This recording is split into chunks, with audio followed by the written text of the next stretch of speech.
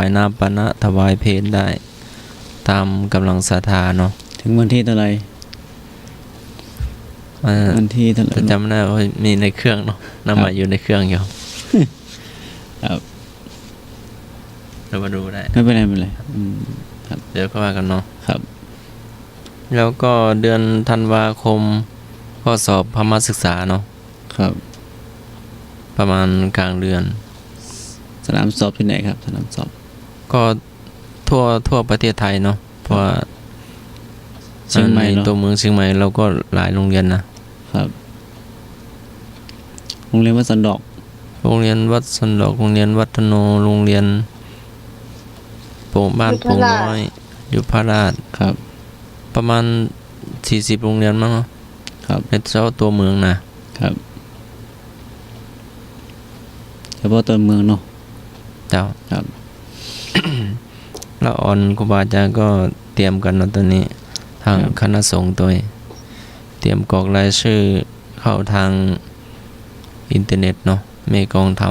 ำครับเพราะว่าจะปิดเข้ากรอกรายชื่อวันที่4ธันวาคมเนาะครับถึงเที่ยงคืนเนาะเพราะว่าจะได้จัดห้องเนาะครับจัดห้องจัดรายชื่อเจ้าก็จะได้ขอฝากครูบาอาจารย์ที่ละอ่อนส่งรายชื่อไปบางทีมันกระตกเนี่ยเจ้าตกแล้วบ่ได้สอบสักการไม่เนี่ยมันบางครั้งก็ทำให้เราเสียใจเหมือนกันนะเจ้าซ้ำจื้อก็มีนะจริงจื้อซ้ำมีห้องสำรองเนาะจะได้ถ้าเพิ่นมีห้องสำรองให้สอบเนี่ยควรกันเนาะเพิ่นลูกศิษย์แต่ว่าตั้งใจมาเนาะหลานใหม่เจอเนี่ยมันไม่ได้สอบเลยอันนี้คือเพิ่นเสียใจมากจื้อตกเนาะไม่ได้สอบประจำแทนที่ได้เข้าสอบแล้วไม่ได้เข้าสการเนี่ยสักกรรมเนาะเรียนมาทั้งปีเรียนมาเลยเนาะจริงอ่อนตั้งใจครับเป็นปีเนี่ยยุสอบมันก็ต้องเหมือนยุมันก็ต้องมาไปแล้วไปเนาะจะได้เดินนำเรียนเสียกำลังใจเนาะเสียกำลังใจที่ประชุมให้เนาะนำเรียนไปภาพครูบาอาจารย์ให้เนาะแม่จะได้รุ่นน้องจะได้แก้ไขเนาะธรรมศึกษาตรีนักธรรมตรีนี่ประกาศผลสอบแล้วเนาะของภาค7อ่ะประกาศผลสอบเรียบร้อยนะครับทีครับประกาศเมื่อใดล่ะเพราะว่าประมาณต้นเดือนนี่แหละประกาศเพิ่นไปตรวจวันดอยสัพพัญญูวันดอยสัพพัญญูเพราะว่าทำตรีนี่เพิ่นตรวจในภาคในจังหวัดภาคเหนือเนี่ยแต่โทเอกนี่ต้องลงไปกรุงเทพหมดนะทำโทเอกก็จะได้ฮู้ผลกับพวกปีหน้าว่าได้ฮู้ผลสอบครับมีอะไรก็ประชาสัมพันธ์ต่อไปนะครับมันก็ใกล้ปีใหม่เนาะวัดคงเตรียมสวดมนต์ข้ามปีครับข้ามเป็นเดือนพูดแล้วก็ทุกวันเยอะจ้ะได้3 เสาร์แล้วเนาะที่สวดมนต์ให้แผ่นดินกับพระเจ้าอยู่หัวครับเจ้าเมื่อวานก็มนต์ข้ามปีเดือนไปแต่ว่ามันสวดมนต์ข้ามเดือนอย่าทุกวันเสาร์เนี่ยมันจะเจริญพุทธมนต์ก็ถวายในหลวงนะครับทั่วประเทศก็บรรจัดกันครับคณะสงฆ์เชียงใหม่ก็วัดพระสิงห์อาตวานี่นะ5ธันวาคมเนาะครับแล้วก็สวดมาได้3 อาทิตย์แล้วเนาะอีกเสาร์หน้าก็เป็นวันที่28เนาะครับตรงกับวันเสาร์ที่วัดพระสิงห์วรมหาวิหารเนาะ ครับ พระสงฆ์ในทั้งอำเภอเมืองทั้งต่างอำเภอต่างจังหวัดก็สวดกันทั่วประเทศ สวดให้แผ่นดินไทยเราด้วย แล้วก็พระเจ้าอยู่หัวด้วยเนาะ ครับ พระมหากษัตริย์ทุกพระองค์ทั้งตั้งแต่ต้นจนถึงปัจจุบัน ครับสุดท้ายเนาะก็เชิญ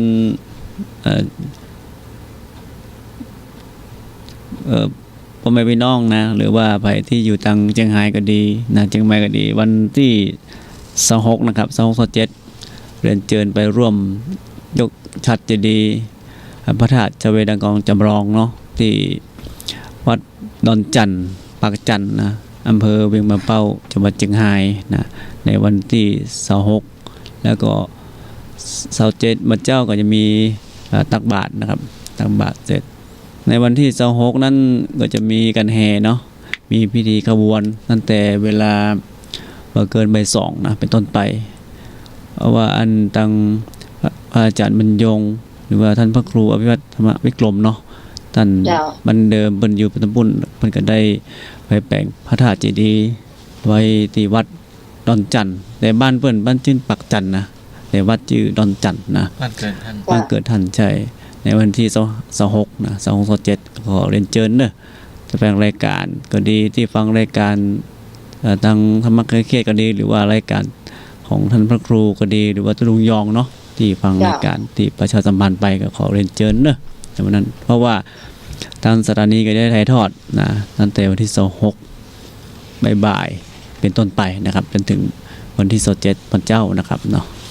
จะทำฟังเนอะติดตามในวันนั้นตัวนะ นี่ ครับ น่าจะไปนอนพุ่น ครับไปนอน2 คืนมาได้ เห็นว่าจะกลับมาเกี่ยวข้าวที่บ้านเกิดเนาะ ครับอัน มาเกี่ยวข้าวเนาะ ท่านเจ้าวาดวัดดอนจันทร์ว่าพระเจ้าหนาวขนาดอ่ะเตรียมเสื้ออุ่นไปเลยนะว่านะท่านบอกว่าเริ่มหนาวเลยเหรอทำบุญนะครับท่านเจ้าวาด โอ้น่าเสียดายนะฮอหมวกฮอ มีเหรอ อันวันนั้นเอามาละเอาอยู่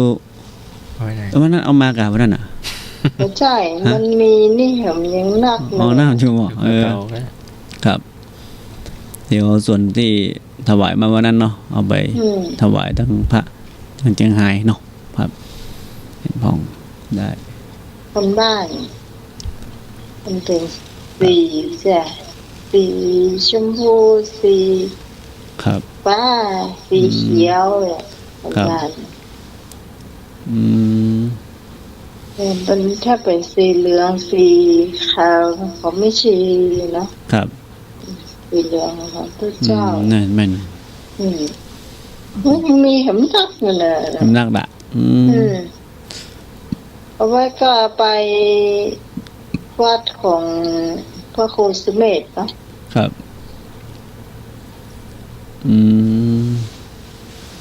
โอ้สุเมธเดี๋ยววัด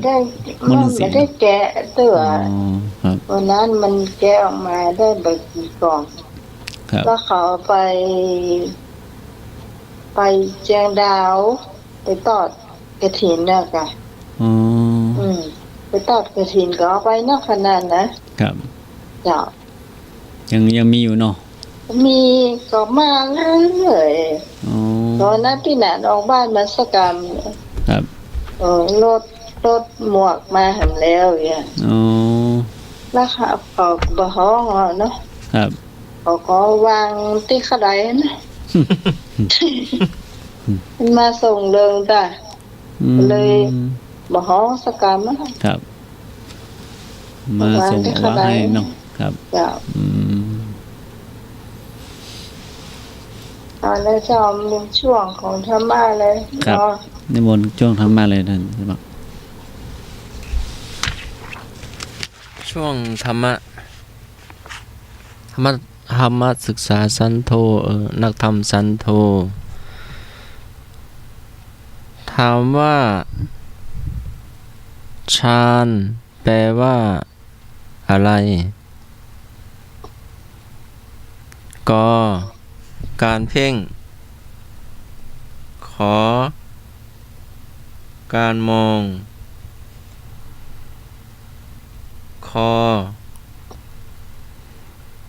กระพริบตา ฌานแปลว่าอะไร แล้วก็หมายถึงอะไร เอาเท่าที่ได้เนาะกขอคอขอขอคอ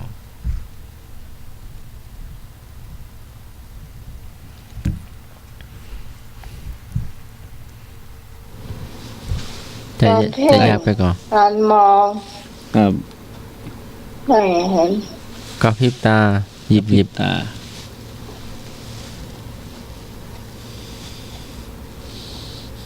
อันนี้แบบไม่ยากแล้วนะ ไม่อย่างหรอกวิชาธรรมะ เจ้า ใครตอบ 5201014 ตอบ ครับสวัสดีครับ มาเลย เด็กค พี่ รั พ บ รตอบข้อกอไก่การเพ่งเจ้าก อ การ ไก่ เพ่งเนาะ การเพ่งค เจ้า รับ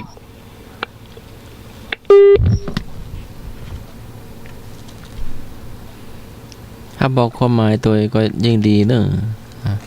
ถ้าบอกได้ก็บอกเป็นหยัง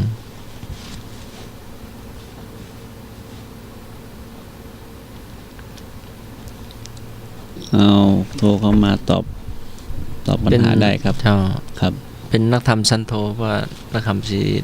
สันติถามมาหลายปีแล้ว อ๋อครับได้ มันต้นเนาะเป็นตัวเลือกครับสวัสดีครับ เดี๋ยวเอาข้อกอไก่นะเจ้าก อไก่ครับ เจ้า ครับ จะบอกมาก็ได้ การเพ่งก็ได้เนาะจะได้ เจ้าการเพ่งเจ้าการเพ่ง จะได้คูณปากเนาะแม่หยัง แม่วัดลุมวัด แม่วัดก้อนหินเนาะ เจ้าเจ้า มันก้อนหินเนาะ เออ ส่วนเพื่อนฟังตัวเนอะแม่บุญแม่บุตรแม่ แม่สมศรี เจ้าส่วนเพื่อนฟังตัวเนอะ หมูจะจวนได้ละเพิ่นติดประตูบ้าน เสร็จแล้วแต่เพิ่นจะฟังกันเนาะ เอาเราแม่หัวเราะ ผีฟังคนเดียวก็พอละ แม่หัวเราะเขาจะตื่นง่ะ มาตื่นเจ้า แม่สมศรีอู้คนเว่าอยู่คนเดียว เจ้าสวัสดี ค เจ้า รับสวัสดีครับ บ้านแถวบ้านนี่ก็ไม่หลวงนะเนี่ย ผมว่าผมไม่รู้จัก ว่าแกขึ้นมาดูน่ะมาบุญวัดอะ เด็กครับ ครับไหวสารท่านสมัยก็สวัสดีนานเนอร์ ครับผม สวัสดีคุณวิสมัยด้วยครับ จ้าสวัสดีเจ้า ครับว้าววันนี้เจ้าหน่อยเพราะว่าตะวาวใส่น้ำลำไยวันนี้วันหนึ่งเสร็จวันนี้ก็เลย นอนตื่นนอนเร็วหน่อยแล้วไร จ้ะ ลำไย200 กว่าต้นใส่2 วัน 2 คนแล้วเนาะ อืม มันหิวเลยนอนครับแต่คืนนี้มันดึกหน่อยครับ จ้า อืม ครับ ผมก็ขอตอบตัวเปิ้ลเนาะ ครับ จ้า ครับสวัสดีครับผม เด็กครับ เดี๋ยวเมื่อก็ได้เป็นพ่อเลี้ยงแล้วเจ้า ยังลุงใจมั้งกะ สวัสดีครับ ครับผม ครับ ขอไข่โก้ครับ โอไก่ก็งงเนาะ เนาะ ครับผม เพ่ง ค เนาะ รับ เจ้าดูหน่อย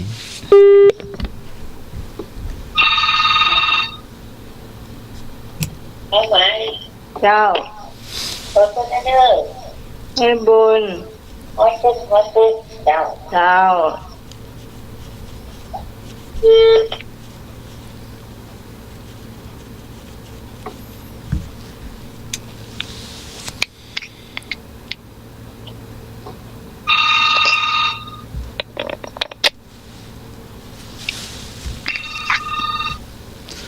ใส่เข้ามาแล้ว เจ้า หมาย เจ้า ผลิตภัณฑ์สินค้า ข้ออย่างก็ ใส่ใจเจ้าก อไก่ครับ เจ้า เพ่งเนาะครับ อันนี้เอาสมาร์ทอกออกถ้าเจ็บกับ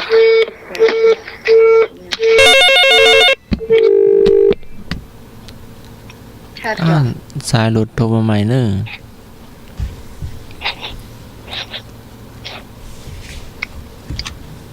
อันนี้เปรี้ยวสมอทอกออกเนาะ ครับ ชัดเหรอ ชัดเจนกันชัดเจน ชัดเจนเนาะ ชัดเจน มากเนาะ ครับ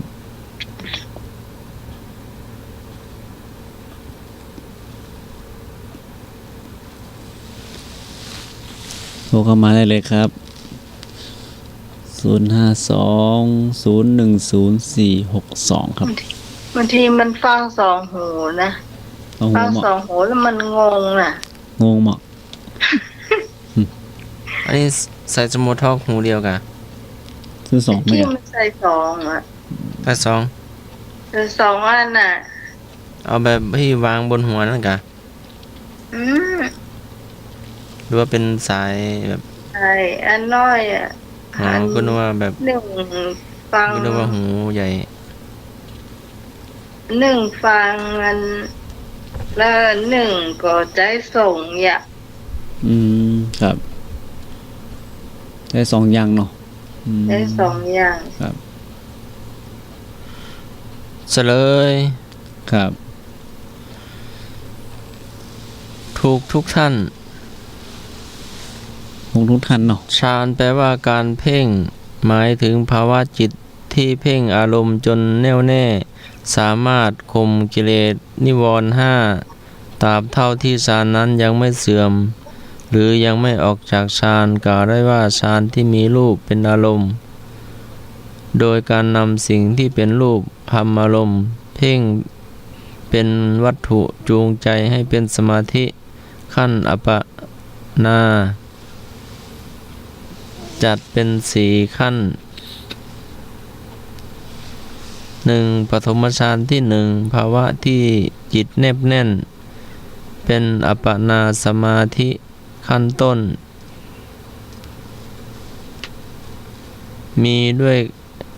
มีองค์ฌาน4ข้อ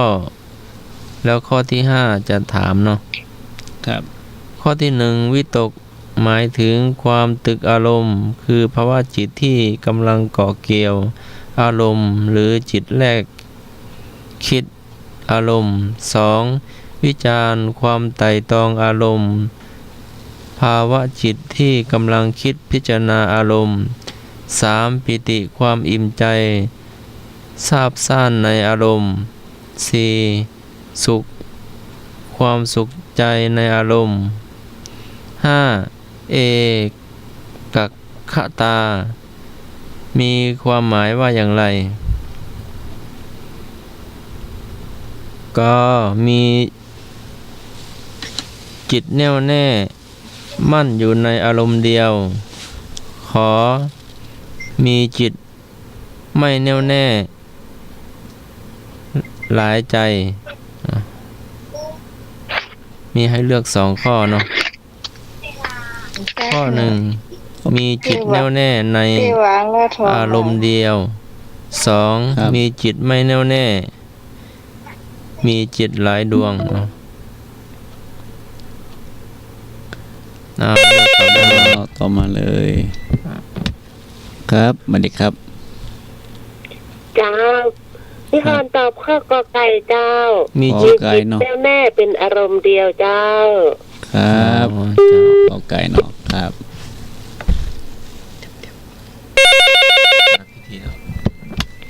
ครับสวัสดีครับ ครับให้ผมตอบข้อ2จิตไม่แน่วแน่ครับผม ผิดไม่แน่แน่เนาะครับ ครับผม ครับ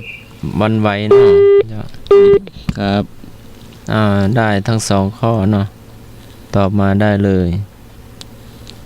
โทรเข้ามาได้ครับ ข้อใดจะมีความหมายตรงกับเอกัคขตาเนาะ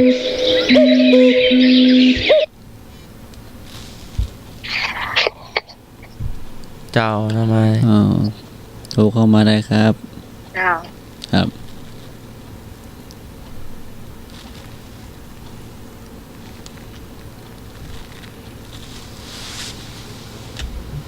บอกเข้ามาได้เลย2 ครับผม เจ้า ครั ขอบ ไก่โกครับ ขอไก่ก็งงเนาะ ครับ ครับ เด็กครับ ครับสวัสดีครับ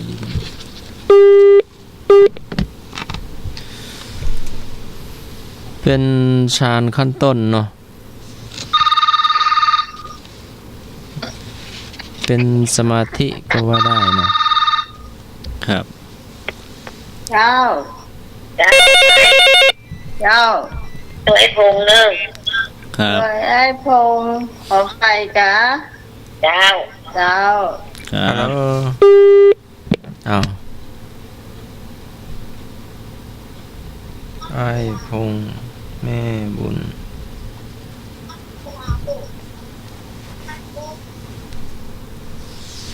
ตอบมาได้เลย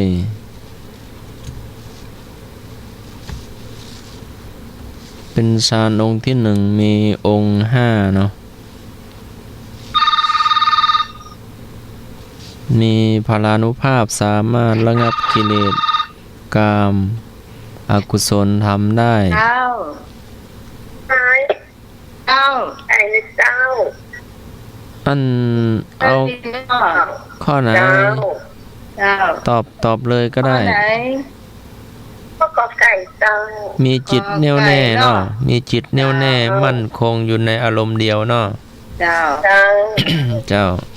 แต่ข้อสองนี่มีจิตไม่มั่นคงเนาะทำให้จิตใจเกิดหลายดวงเนาะ เกิดหลายดวง ตัวอยู่นี่แต่ใจไปอื่นนะครับ เดี๋ยวไปแอวกะ เล่าไปแอลกันครับสวัสดีครับ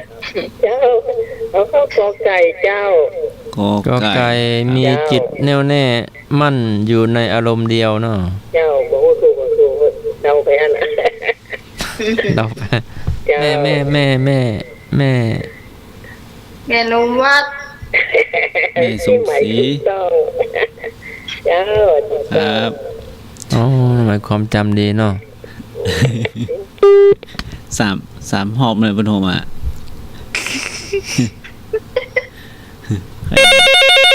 ฟังเสียงไข้หัวมาให้กะ ครับสวัสดีครับ ข้าพเจ้าเจ้าพระอาจารย์ มาแล้วแม่สม แม่สมตอบ น้องหมายเจ้า อ๋อ เจ้า อัน ทักทายกันก่อนเนาะ เจ้ากับทุกคนที่ร่วมรายการนี่เจ้า ครับ แม่ เจ้า สม แม่สมสักแม่ค่ะ ให้เขากอไก่นะ ก เจ้า อไก่ เจ้า แน่วแน่เนาะ เจ้า อารมณ์เดียวเนาะ เจ้า ไม่บอกแวกเนาะ เสียดายแม่สมเนาะเพราะว่าวันนี้โทรศัพท์เราก็ขัดข้องนะเจ้า คัดข้อไหมเนาะ โมโหเป็นอย่างเนาะ เป็น แต่น้าหมายก็ประสาน ธรรมด ทางโทรศัพท์มาช่วยดูอยู่ อืม เป็นปกติ 66058กดใจได้นะ มัน โอติดนะ ติดแต่ไม่ดังเอ๊ะ ไปตามสภาพการออกมานั่นเนาะอืม เพราะก็ดูว่าซับซ้อนอยู่เนาะ ครับ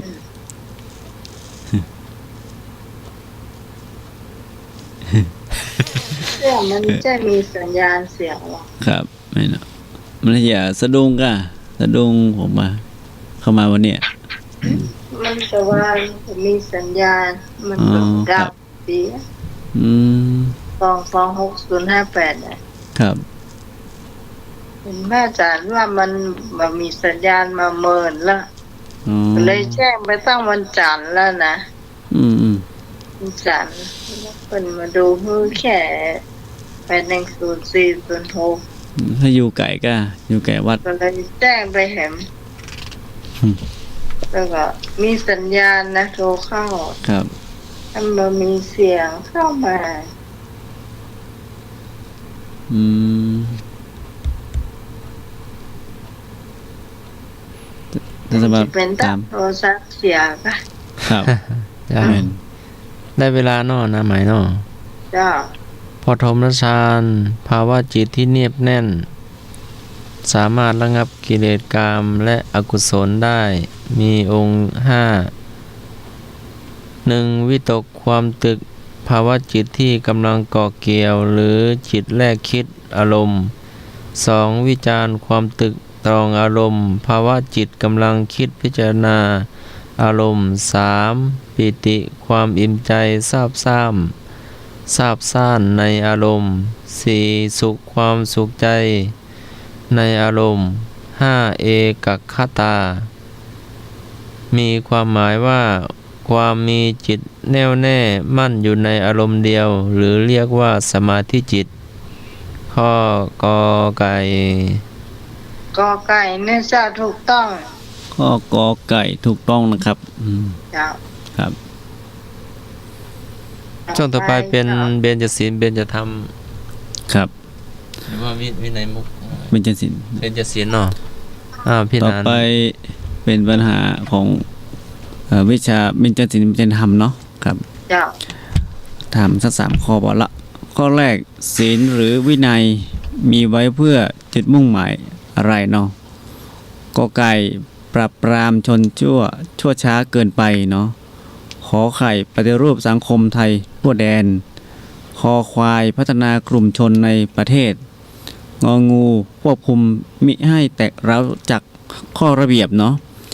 ศีลหรือวินัยมีไว้เพื่อจุดมุ่งหมายอะไรเนาะกอไก่ปราบปรามชนชั่วช้าเกินไป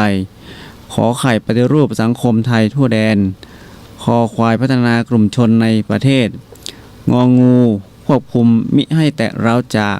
ข้อระเบียบเนาะใครตอบได้โทรเข้ามานะครับเนอะ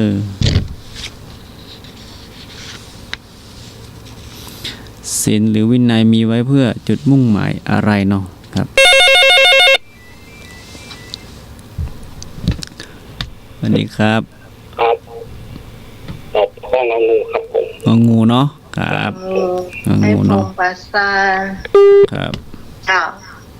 ครับหนุ่มปราสาทนี่ครับ เจ้า เจ้าน้องไม้ เจ้าไม่แดง มันเงียบไปละ เงียบไปเลยครับ เจ้ากราบนมัสการท่านอาจารย์ท่านสมัคร เจ้า พี่หนานคำมูลด้วยเนาะ ครับ สวัสดีน้องไหมเจ้าเน่ เจ้า ทำมาขายเครียดกูคนเน่เอางองูน้องไหมเน่ เจ้า น้องงูเนาะครับ เจ้า ครับ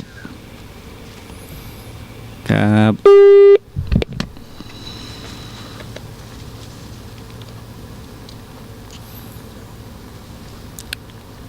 ศีลหรือวินัยมีเพื่อจุดมุ่งหมายอะไรเนาะ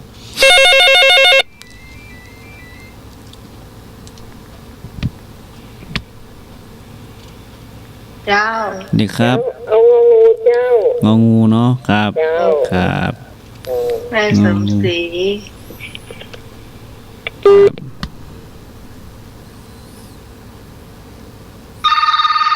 นั่นใส่ข้าวปุ้นละ เจ้า ครับ น้องไหมพี่คอนตอบข้ององู งองูครับ ก่อนนะเจ้า ครับ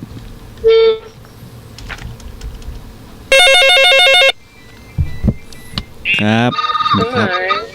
เจ้า นี่ก็ตอบข้ององูเลยเจ้า แม่สม ครับ เจ้าง องูเนาะครับ เจ้าสวัสดีเจ้า จ้าน้องไหม เจ้า น้องไหมเห็นกระลัดหลวงเด้อ เข็มกระลัดหลวงเตเปิ้ล ครับ เจ้า ครับ ไอ้เลือกเราไม่ไหนเนี่ย ไฮเซฟเนาะรับแล้วก็โอ้โห นั่น เนี่ยรับละ ปกติหน้าไม้จะอยู่ในสายเครื่องอะท่านสมัครตามแล้ว โอมาเองก็ไอ้เลือกอ่ะ คะให้โอเองเนาะว่าจะให้ตามคนตาม ต้องตัวเอง นักปิงเนาะครับนี่ครับ ครับ ครับ งองูครับผม งองูนะครับครั ค บ รับ ครับ สวัสดีครับ นี่ครับ เจ้า โอ้เก่งนะ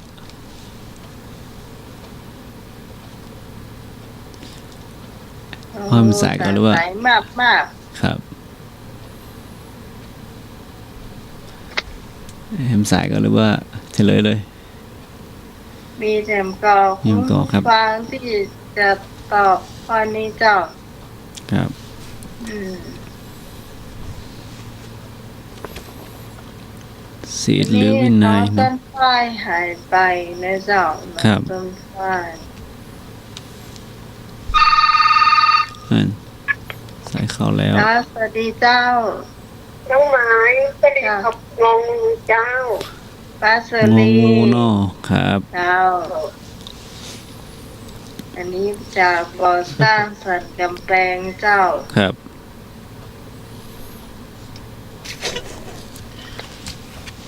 สันกำแพงเมืองคนงาม มีเห็นอยู่จ้ะมันมีเฉลยเนาะ เจ้า ครับศีลหรือวินัยมีไว้เพื่อจุดมุ่งหมายก็คือข้ององูนะครับเนาะควบคุมมิให้แตกร้าวจากข้อระเบียบเนาะโอ้เก่งกันทุกคนอะตอบถูกหมดเนาะ ไม่ เก่ง อันนี้ ครับ ไม่ ต่อไปอีกข้อหนึ่ง ต่อ เอ่อ ไป คำอารัธนาศีลที่มีคำว่า ปัญจศีลานิหมายถึงศีลอะไรเนาะคำอารัธนาศีล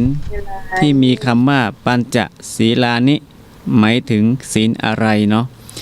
ก็ศีลอุโบสถขอศีล10คอศีล8งอศีล5เนาะคำอารัธนาศีลที่มีคำว่าปัญจศีลานิหมายถึงศีลอะไรเนาะก็ศีลอุโบสถฮะ โอ้ยแล้วนะ ฮะ โอ้ยแล้ว ขอศีล10 เนาะ เนาะ เป็นไร อืม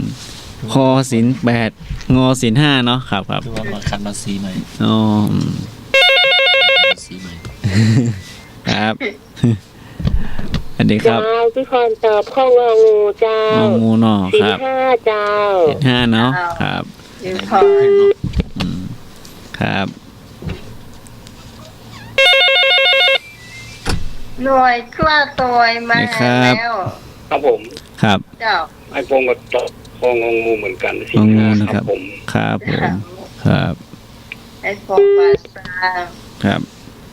ไอ้ฟองบ้านแซม คุณแซม เจ้า เข็มตลาดหลวง เห็นกระลันหลวงเนาะครับ ไอ้บุญกัดก้อม กัดก้อม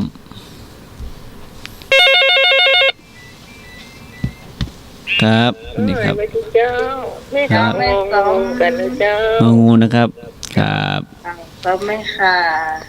ครับ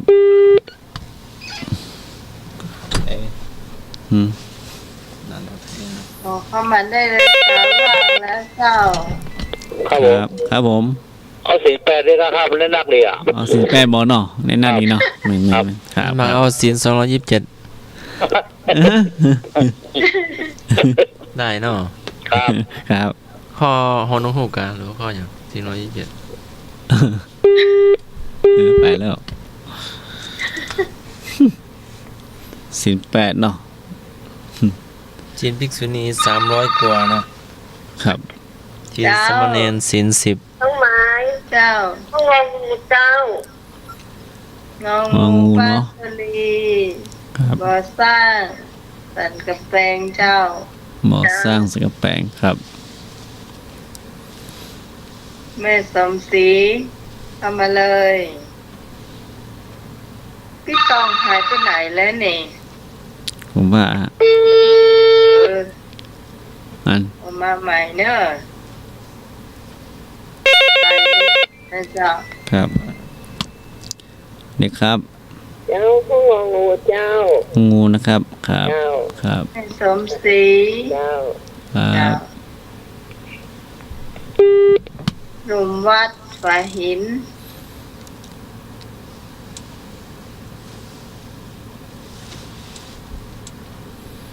มีแถมกล่องคุณผู้ฟัง น้ำพิชาก็โทรมาได้เนอะเนาะน้ำพิชาก็เป็นทหารเนาะน้ำพิชานานก็ จะฟังเขาเหรอ อยู่ไหนโมโห หลวงพี่ต้นนานการหลวงพี่ไตรภพ หลวงพี่สิทธิ์เนาะ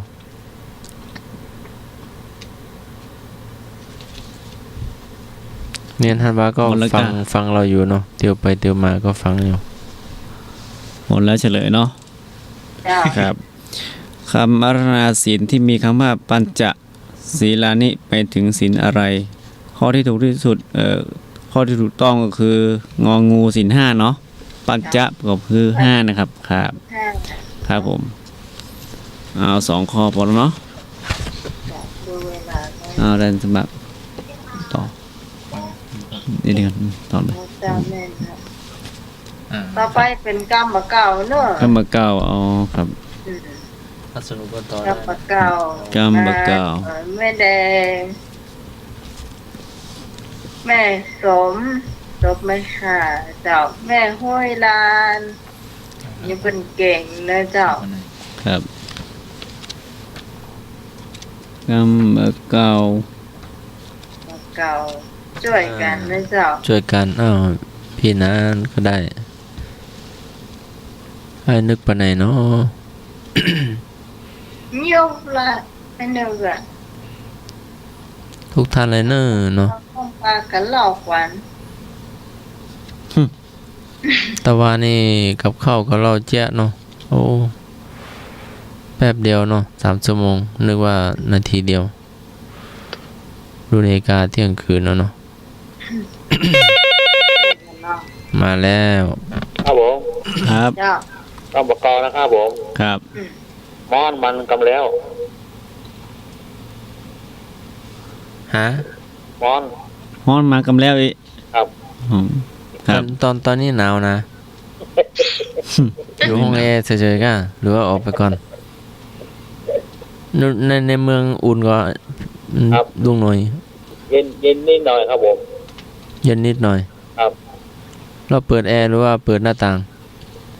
ช่วงนี้แอร์ไม่ได้เปิดครับผม ไอ้กี่ก่ะ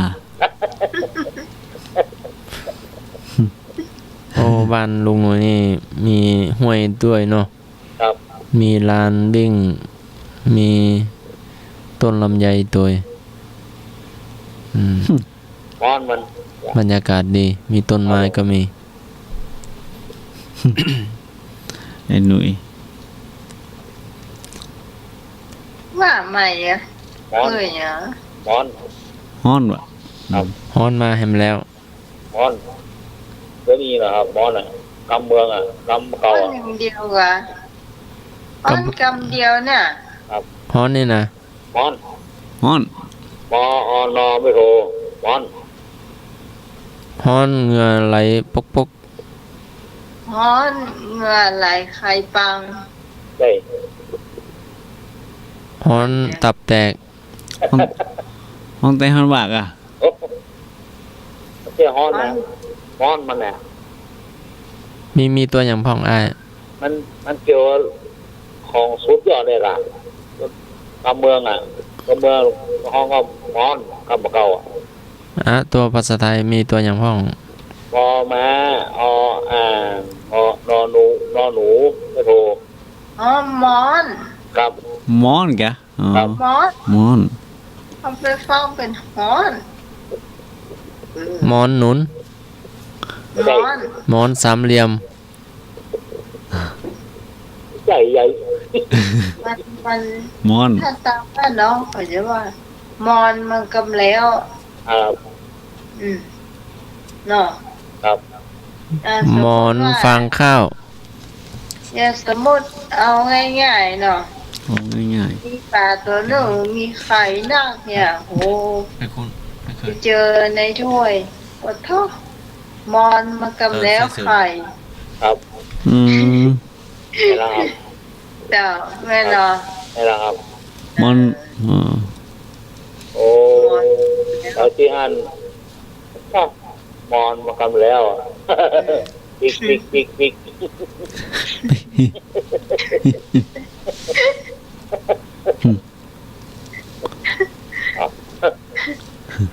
มอนมากำแล้วนะครับผมหมู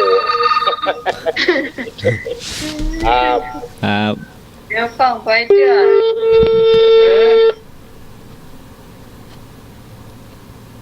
แต่นี้รถสอง อืม ครับผม ครับ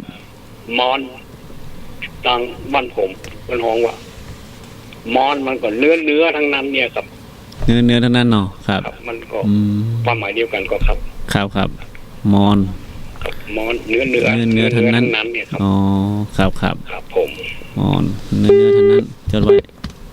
มอน มอนเนื้อๆทั้งนั้น อืมภาษาเดียวกัน แต่ใจก็มันจะแตกต่างกันน้อย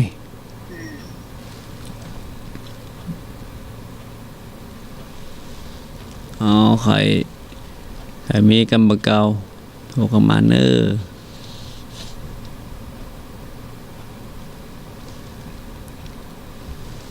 กรรมเก่าเนื่องจากช่วงนี้ กำบะเกา อึ่งกับเมามาแล้ว เจ้าแหละ เจ้า กินแต่ปากเนี่ยแต่จ่อยอะไรอย่างเจ้า กิน กิน กับปาก จ่อย ยากกับใจ เจ้า กินตามใจปาก เจ้าแต่เนี่ยจ่อย แต่ยากใจ เจ้า ห้ามใจไม่อยู่ เจ้าไม่ใช่เจ้า กินนักลำไป มันเลยลำบากท้อง ขี้ปุ่มนัก แม่นเลยเลย กินข้าวลำน้ำลง หุ่น กินนักลำไปอ่ะ หุ่นเลยเป็น ลำบาก โอ่ง ใจอ่ะหมายความว่าจีกับเจ้า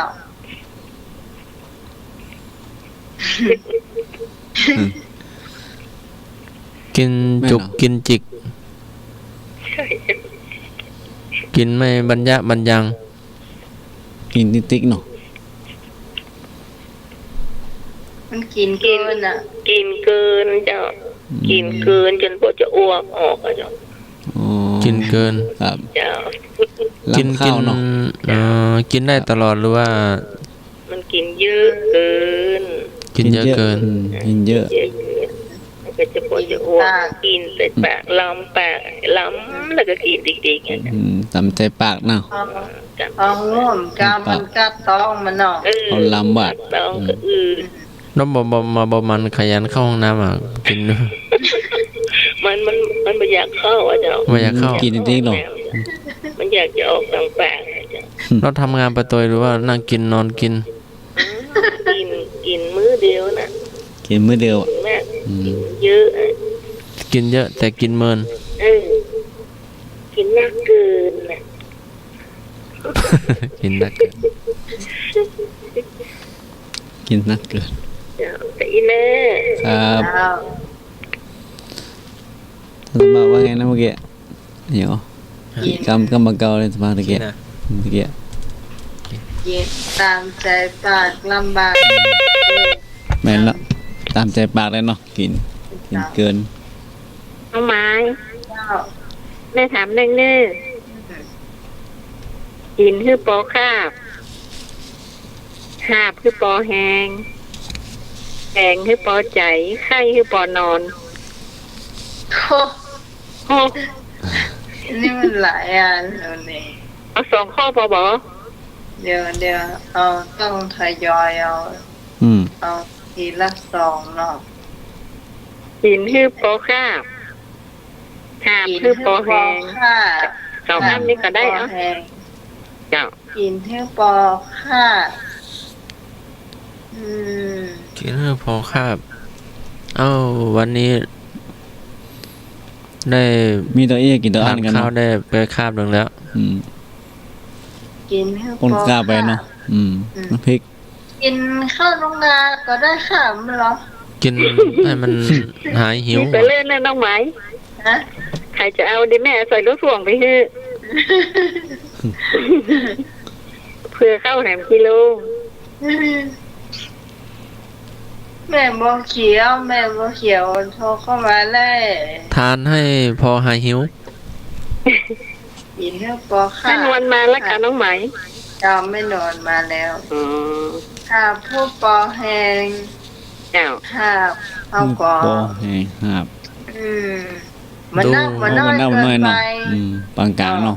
หมอกเพลงเขาไปเนี่ยน้องใหม่เนาะ เจ้ามันนักมันน้อยลำไป กินเท่า น้อย เขากิน ก็ กิน เสี ให้ ย โปร เว คา ลา บ เจ้า เป็นว่ากินให้หมอกเต็มมือเนี่ย เจ้า ให้ ให้ แหบก็แหบเพื่อหมอก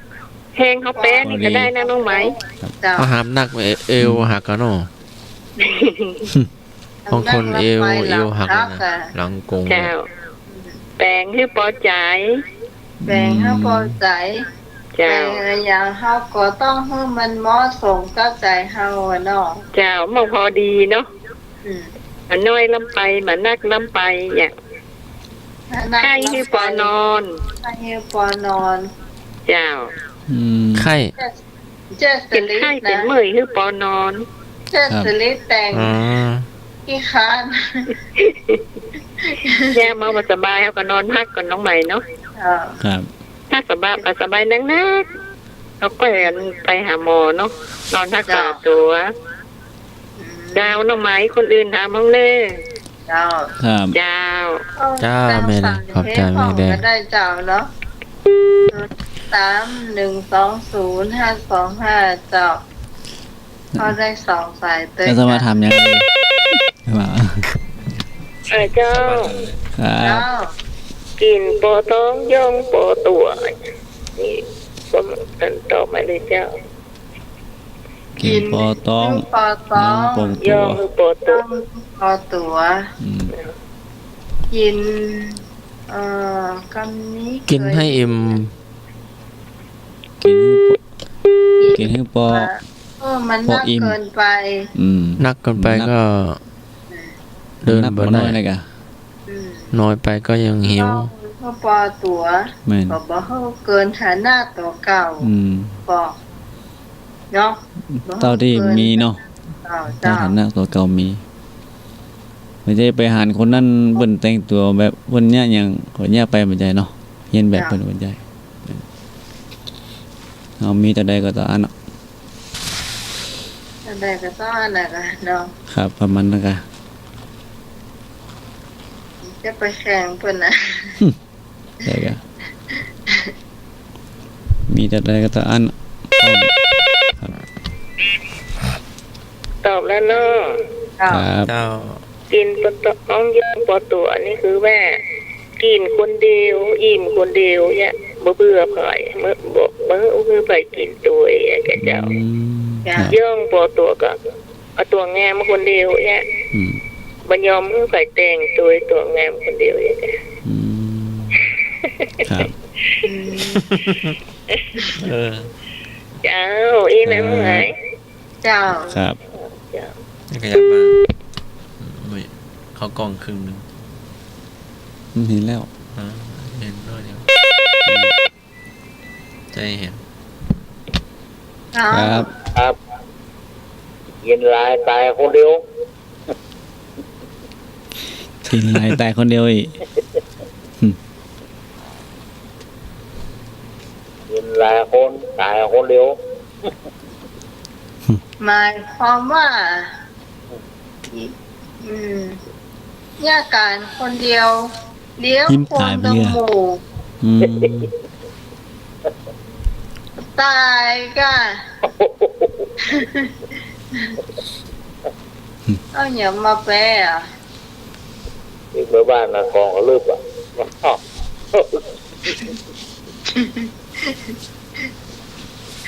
มันมีแหมอันหนึ่งนะ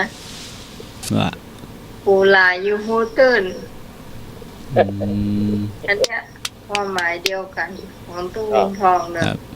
เนี่ย ลายตายคนเดียว ความหมายเดียวกันนะ บรรยากาศนะเก็บเงา อืม เจ็บหัว เก็บ ป่วยกันเมืองนั่นกะ เมื่อย ไปเตี้ยเนาะผู้ก่อน ไป แข็ง มันพูดดิกะ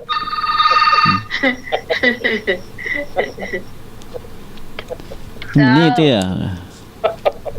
มันมานี่ก่อนไปนี่ นี่ก็อยู่นะ นี่อยู่อะ นี่เตี่ยมันตึงนี่นี่มันตึงนี่ครับ อัพแล้วมาไหมอ๋อขอบใจนะโอเคหลับสบาย ครับผม วันนี้ไป งัวซาวกินหญ้าหาบ มอซอนฮะ งัวซาวกินหญ้าหาบ วัวซาวกินหญ้าหาบ ครับผม อ๋อหมายว่าความหมายว่าจะได้เนาะ ความหมาย วัวซาว กินหญ้าหาบ หญ้าหาบ ยากน้อยเดียวงัวตึงสาวนั่นจะไปยิ้มได้เลย อืมหญ้าหาบเดียววัวเป็นสาวตัว ก็เหมือนปูลายอยุหูตื้นหนึ่งอะเนาะแค่การคนเดียวกินดุหมูอะแต่เหมือนกันนะก็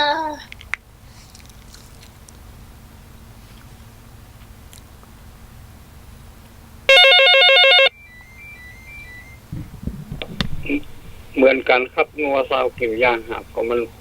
นมันนักกันเนาะ อืม ก็มันของกินมันมีน้อยอะครับ แล้วแบ่งกันกินกับอ้าย ก็มันลุ่มกันนะครับ โอ้ ก็งัวซาวอ่ะยามีหาบเดียวลุ่มกันกินมันพอกินนะครับผม จ้า ความหมายเนาะ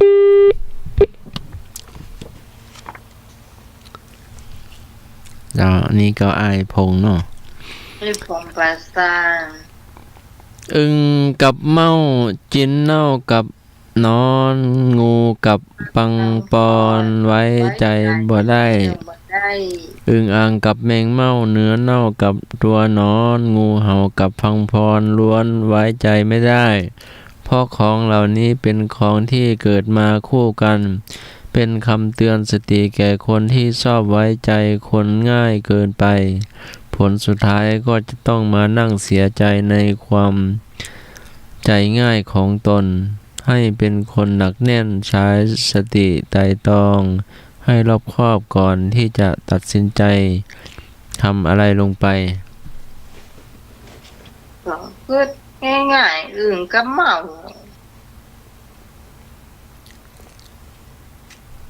นี่มาเป็นเพื่อนก็เร่งได้เนาะแต่เดียวไปอยู่ในปากอื่นบุละเนาะ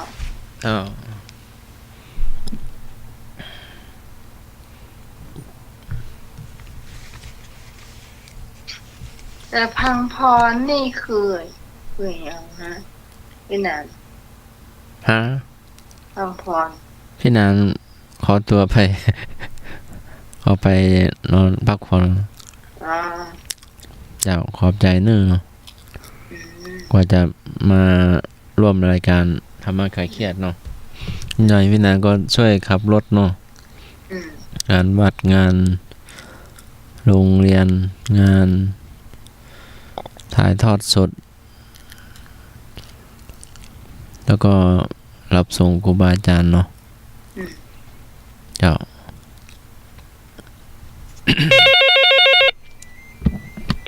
สวัสดีครับ โอ้มาแล้ว ทางพรก็จานนะครับ จอน จาน จะ ทางพรก็คือจานนะคะ จอนกะ ครับ เขาบอกเขาแต่หูจัก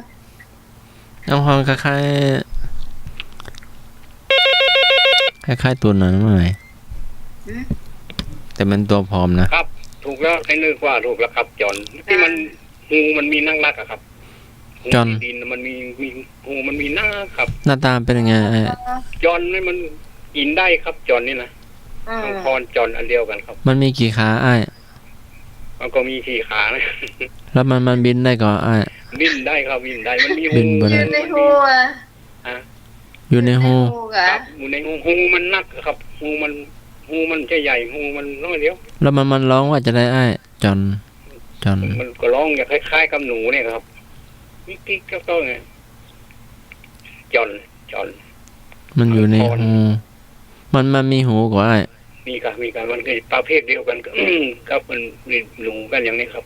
มันหน้าตาคล้ายๆหนูหรือว่าหน้าตาคล้ายๆกระรอก ครับ ไอ้ อย่างนั้นแหละครับคล้ายๆเดียวกันนะเหมือนกัน แต่มันกับงูนี่มันบ่ค่อยถูกกันเท่าไหร่ครับทางพรกับงูแล้วมันสู้กัน เพราะตัวมันปุกลุกหรือว่าตัวมันผอมไอ้ ตัวปุกลุก ตัวปุกลุก ครับผม แต่มันไม่สู้กับงู ว่า มันสู้กัน คนนี้ มันสู้กัน เพิ่นกินเนี่ยเนาะ เพื่อนกินกัน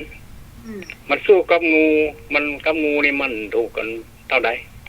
ถ้าเจอกันนี่เขาตีกันเลยกะ มันชกกันถึงงูเห่า แล้วใครแพ้หรือว่าแล้วแต่ ก็แล้วแต่กันมันสู้กันมันก็หนีไปเหยต่างฝ่ายต่างหนีกันไปนะครับผมครับ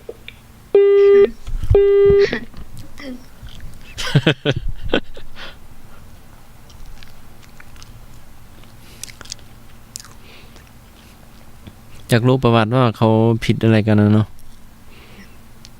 เห็นบางเรื่องมีประวัติมา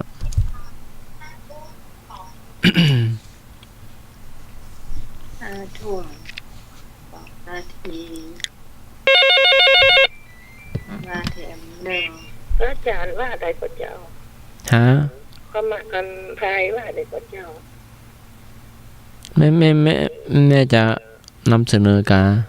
บ่ใช่เจ้า อันที่ลองบางไทยแม่กรรมแล้วเจ้า ให้ท่านสมัครทายกา แต่แม่จะตอบอ่ะ อ๋อได้แม่เจ้ารอฟังเนอะ โอ๊ตได้เป็นยา มีผะยา แปะเปิ้น อันนี้ข้อใหม่กับเจ้า เจ้า เจ้า ข้อตะกี้จบไปแล้วเนาะ เจ้า อุดได้เป็นยากับเขาต้องอดทนเนี่ยแกอดทนเอาอย่างกระจ้างมันเขาข่อยจะว่าจะได้กระจ้างเนี่ยเขาต้องอดทนเนี่ย มันจะเป็นยาไอ้กระเจ้า มันเป็นยา เจ้ามีพยากับเป้ต้านกับเขามีความรู้อ่ะเขามีความรู้แล้วก็เขาต้องรู้กูอย่างอ่ะ อ๋อ เขารู้กูอย่างเขาถามมันอย่างเขาก็ได้หมดเนี่ยเขามีเขารู้อ่ะ เจ้า เนี่ยมันเป้เขาชนะเขาอ่ะ เจ้าแม่อย่างน่ะ นี่สมเจ้า ไม่สมอยู่ที่ไหนแม่ ก็ไม่ค่ะ ศพแม่คาอำเภออย่างแม่ เพื่อหังดูเจ้า อำเภอหางดง เจ้า อ๋อ ดีแล้ว ผู้ติดกระถางผู้สาวผู้ติดเนาะผู้สมเนาะ เจ้า แล้วมันบอกค่อยหันกันเนาะมันจำเสียงก็ได้พองไม่ได้พอง ประจ แต่บอกเคยมาเจอกันบ้านใหม่เนาะเอามีสายมาเนอะเจ้า ำเจ้า เจ้าน้องไม้ ฮะ แม่หามข้องเน้อแต่ว่าเปิ้นหามก่อนน่ะ เดี๋ยวแม่ย้ำให้เจ้า เจ้าไม่มีสายไปทางน้ำไม้แม่ เจ้าว่าได้เจ้า เรา มันตายหลังด้านหานตายหลังฮัก อันนี้จากไหนเจ้าอ๋อล่วงเหนือดอยสะเก็ตเดี๋ยวใครตอบดีล่วงเหนือดอยสะเก็ตนะเจ้าอันนี้น่าเจ้าโทรมาคือแหลกก้าเนี่ยเจ้า บอกชื่อได้ก็เจ้า ไอ้บ่าวบอกชื่อได้ก็เจ้า ให้บ่าวชื่อยังบอกชื่อตัวเนอะ ชื่ออย่างก็เจ้า เจ้า ไอ้บุญ เจ้า เป็นที่เป็นไทยมานี่เดี๋ยวแม่จะตอบเน้อ ตอบเลย มันแต่ละด้านข้างแต่ละ ข้า ข้าง ง แต่ แต่ ละ เจ้า ข้าง เจ้า ตอบเลยเจ้าแม่ หมายความว่าเนี่ยของมันนักเนี่ยเขาก็เอาทีเดียวอย่างแกเอาทีเดียวไปเลย ถ้าว่าเขาแบ่งมันก็จะสบาย มันก็จะหลังเขาก็จะบ่ฮับถ้าเขาเอาไปทีเดียวเนี่ยเขาหนักอ่ะ เจ้า มันขี้โลภเนี่ยโลภ เจ้า จะเอาทีเดียวหมดเนี่ยค่ะเจ้า อืม ถ้าบ่โลภนี่เขาแบ่งเอาแต่แม่เต้นน้อยมันก็จะบันหนักหลังเขาก็จะบ่หักไอ้ค่ะเจ้า เจ้า มันเตียวหน่อยเนาะ ถูกบ่ถูกโอ้โหนะเจ้า อ๋อถูก เจ้าของเพิ่นบอกว่าถูกเลยเจ้า อืมเจ้า ขอบคุณได้บุญด้วยเจ้า เจ้า จากลวงเหนือ เจ้าลวงเหนือดอยสะเก็ดเจ้า ขอบคุณสมาชิกใหม่เนี่ยเจ้า ชื่อหยังชื่ออ้ายหยัง บุญดอยสะเก็ด อ้ายปุกลุก เพราะไอ้บุญ ไอ้บุญ อืม อ๋ออ้ายบุญดอยสะเก็ด ลวงเหนือ อ้ายบุญบ้านเมืองเหนือ ลวง บ้านหลวงเหนือ ดอยสะเก็ด โอ้โมทนา ยินดีนะเจ้า ยินดีต้อนรับสมาชิกใหม่นะเจ้าเจ้าช่วงของเพลงก็จะมีไอ้บ่าวตังบ้านถิ่นนะเจ้าแต่ว่านี่ก็มีเหมือนกัน รู้สึกว่าตังในเมืองละปูนนะเจ้า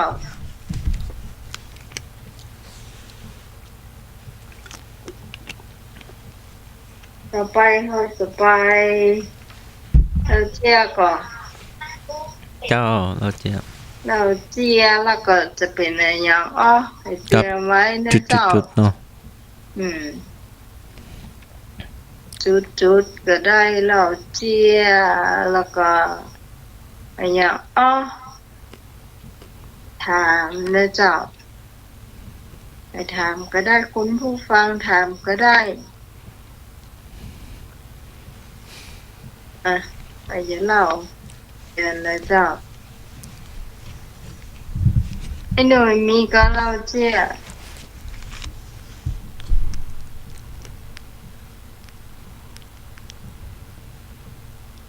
มีก็ มีหันสมัครอ้าวมีแล้วมาแล้ว ครับผม เจ้าไอ้พงษ์ นี่หน้าหนาวเนาะ อืม ก็สมัยก่อนเพิ่นดังไฟผิงกันเนาะ อืม แล้วก็ไอ้นั่นมันเป็นที่เล่าน้อยมันไปใกล้เพิ่นใกล้กองไฟเอาง่าย อืม ๆแล้วก็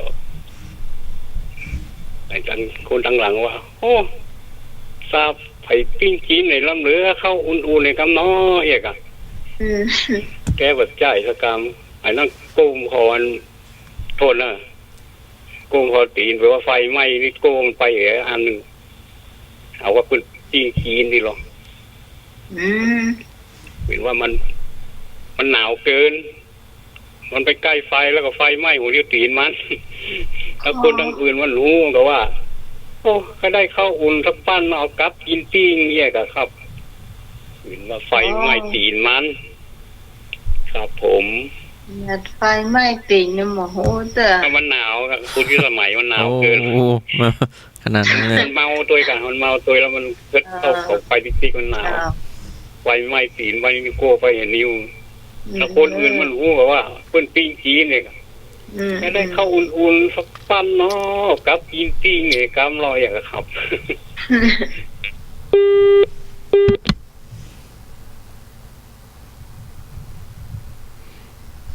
เจ้า เจ้าหันสมัครเนาะท่านก็บอกเพื่อนเนาะ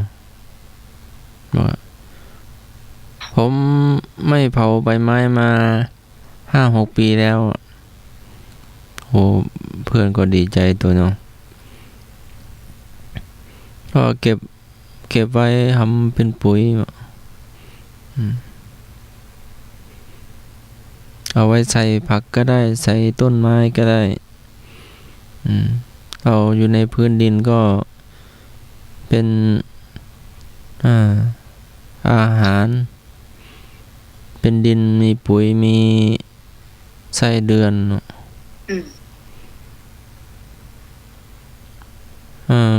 หลวงพ่อองค์หนึ่งอยู่วัดพระสิงห์อะที่กุฏิหันอยู่ข้างสระน้ำอะ ทำเป็นคอกไว้เลยอ่ะ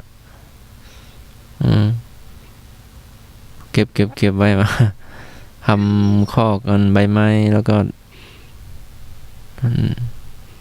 เก็บจนมันย่อยหมดแล้วเนาะ อืม ใช้ต้นไม้ได้เป็นปุ๋ยแบบถ้ามีขี้วัวขี้ควายหรือว่ามีขี้ไก่ก็ดี อันต้นข้าวก็ดีเนาะขนาดเปลือกอันนั้นก็ยังเป็นปุ๋ยได้ เปลือกถั่วนะ อืม เจ้าเห็ ได้ น จ้ะ ก็ไปใส่ต้นกล้วยก็ ผม เจ้า อันนี้เป็นห้องว่าปุ๋ยมักก็ครับ เจ้าเห็นหลวงพ่อว่างั้นนะ ปุ๋ยมักเขาใส่ พ่อวัดประสิง ลำไย ห์ นะเหมาะผมก็ใจอย่างเงี้ยกะครับ มีใส่อย่างห้องอ้ายใบไม้ ใบไม้ใบลำไยใบอย่างก็ได้ เวลาเราเอามักไว้มันจะปิ่นเนื้อเดียวกันไปหมดเลยนะครับเราเอาไปใส่ต้นไม้ใส่ลำไยใส่มะม่วงนี่มันงามครับผม เอาดินมาใส่หรือว่าเอาขี้วัวมาใส่อ้าย เอาขี้วัวขี้เลื่อยก็ได้ครับเอาผสมเอาผลนั้นเอาก็ที่ว่างๆเอากับคนนั่นแหละค่ะเอาพวกผสมกันเอาน้ำฮดไปตัวเองอะแล้วก็ปล่อยมันแห้งเราก็ไปใส่ลำไยผม200 กว่าต้นส่วนมากจะใส่อย่างนี้เป็นนักครับปุ๋ยมัดนะครับ งามนะครับ จะทำให้ดินดีเนาะ ครับผมทำให้ดีแล้วก็ ไอ้พง ใส่เดือนนักครับ บ่ไอ้พงบ่ต้องซื้อเนาะ ก็เอาปุ๋ยเคมีมาผสมก็มีบางส่วนครับ มันลำไยนี่มันมีหลายรุ่นนะครับ เจ้า ที่มันใบใหญ่ก็เอาปุ๋ยเคมีผสมของเนี่ยครับ งามเนอะปุ๋ยมักนี่นะเห็นเชื่อก็ลองดูครับผมครับ เจ้าหลวงพ่อประแดงพระครูโคสิทธิ์ปริยัติยาพรก็ท่านก็อนุรักษ์เนาะใบไม้ใบไร่ก็ไม่ได้เผาเก็บไว้ทำปุ๋ยท่านบอกงั้น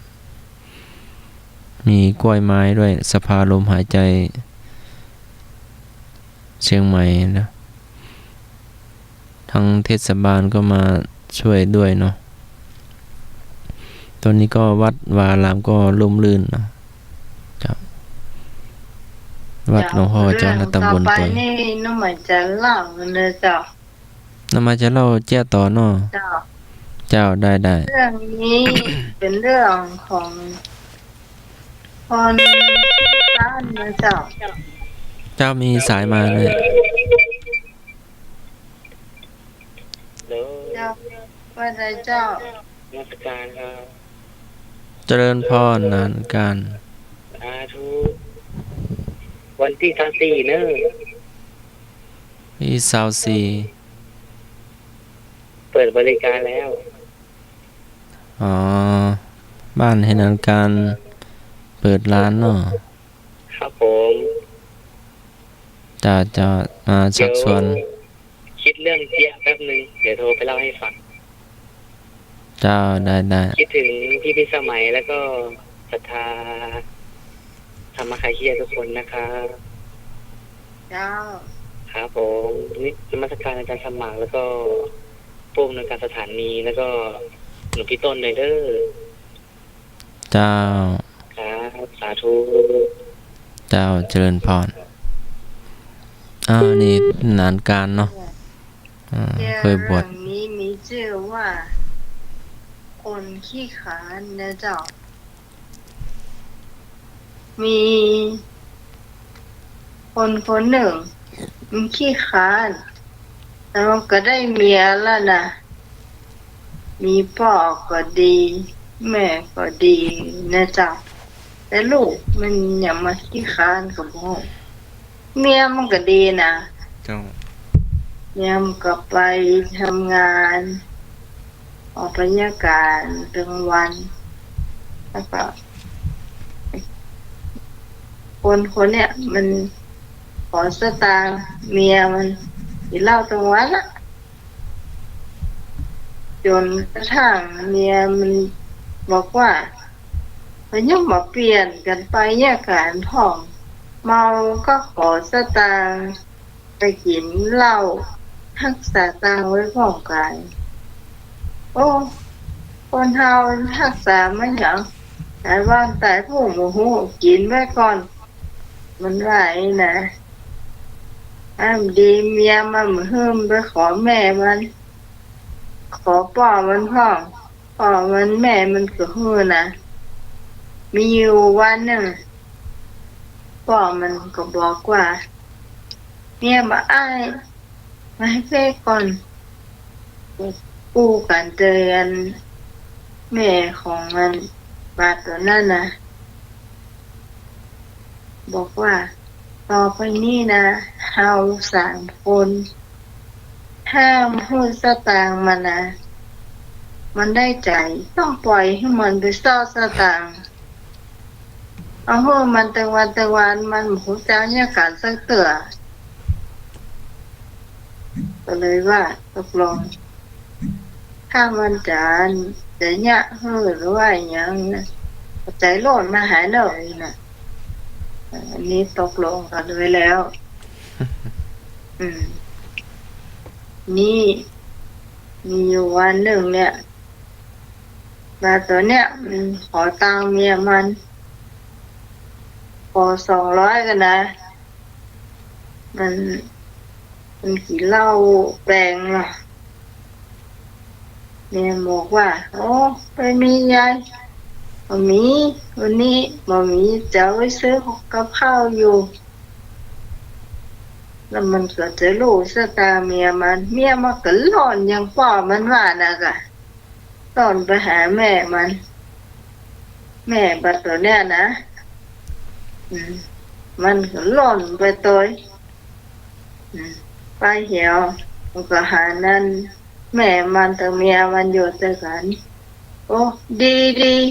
ป้าตั้ง2 คอตั้ง2นะคนละ200อยู่ละ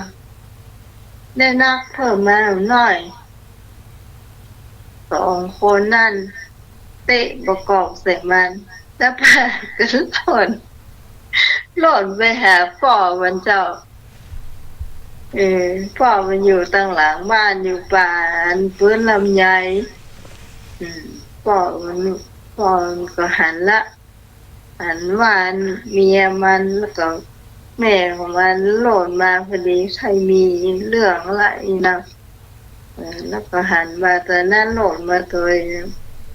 พ่อมันก็เลยเอามีดยืนให้เมียมันแล้วก็แม่มันตัวแล้วพ่อมันก็กำมวยไว้ท่า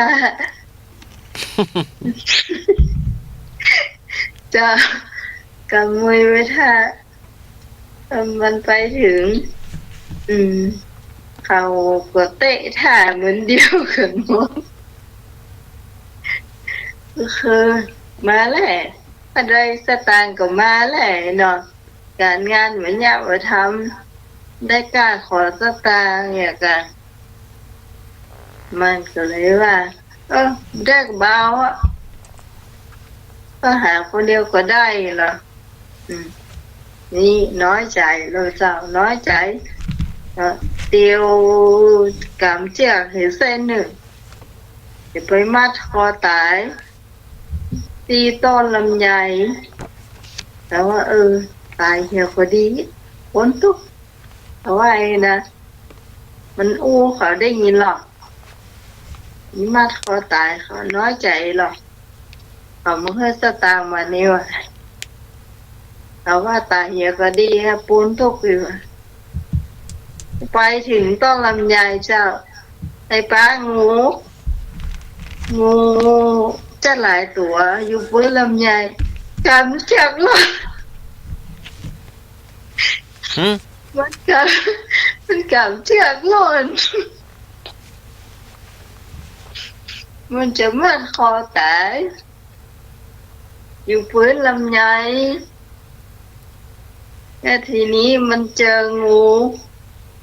แทนที่มันบอกกลัวงูแล้วมันจะให้งูชกตายกันแล้วเรื่องเนาะ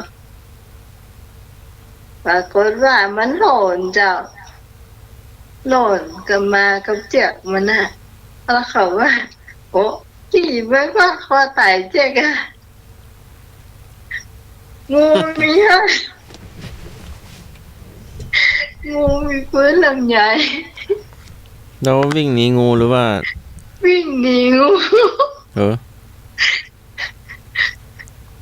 นี่เรื่องแต่การรัวแต่งขึ้น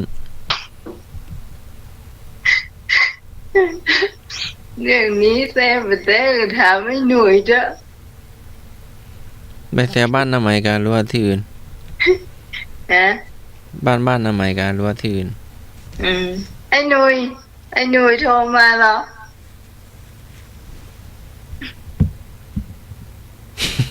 เบอร์ไหนก็ได้เอา2 เบอร์เลย 052010462มีเบอร์สถานีเนอะ เอา เบอร์น้าไหม 053-120-525ต่อ เจ้าติดไว้หัวบ้านเลยที่นอนก็ได้ มันจะมีเครื่องเนาะถ้าเครื่องไหนเสียเครื่องไหนดีเครื่องไหนใช้ได้ก็จะบอกเนาะ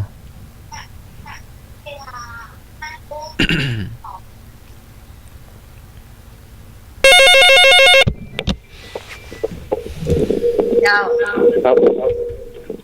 เป็นเจียหรอเป็นเจีย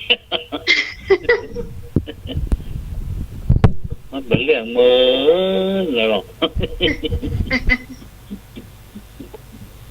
เจีย เอามันเห่าต่อไอ้หนุ่ยนะกะเว้ย โคตรมาขอตายตามเชือกไปบนห้างดวงฟังอ่ะปลางูสำโรง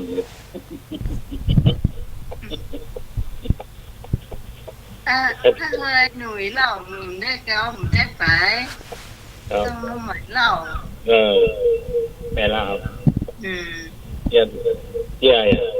ถ้าสมัครแล้วเรื่องจริง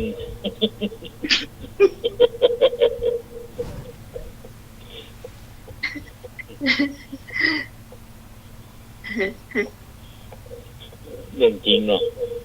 เรื่องจริงเจีย อย่างน้อยมันก็เจ๊ก้อมมีท่านสมัครนะครับ ท่านสมัครก้อมนะ เดี๋ยวเมื่อกี้นะพี่มาเชื่อม2 เรื่องมา ท่านเรียกว่าเนี่ย ถ้าว่าบางเดี๋ยวเมื่อกี้น้ำน้อยเดียวเชื่อม2 เรื่องมา เราทำ1 ชั่วโมงเดี๋ยววางแป๊บหนึ่ง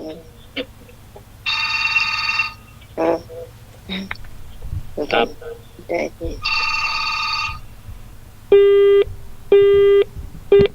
เจ้าคะแนนเต็มเลยนะฮะเจ๊กันเนี่ยเป็นคะแนนเต็มเลยนะเจ้าโอ้เก่งมากเจ้า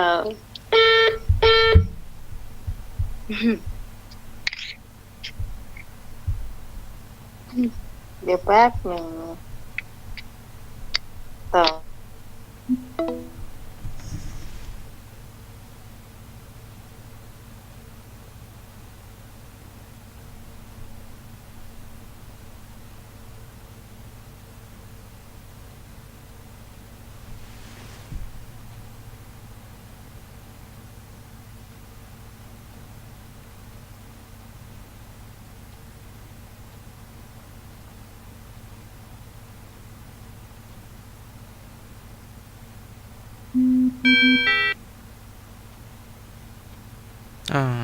โทรมาได้เนอะช่วงเราเจ๊ะ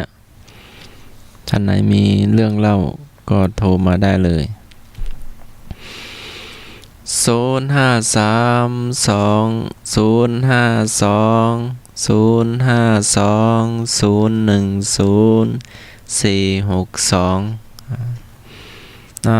มัครเราต่อก็ได้เนาะ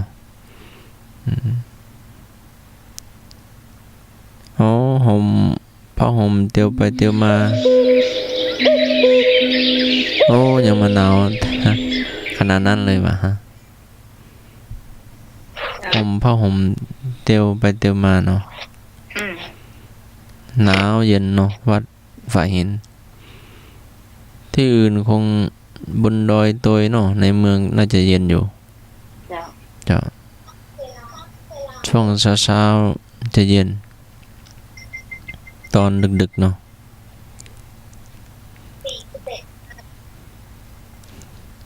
เจ้าก็ให้ห่มผ้าเนอะ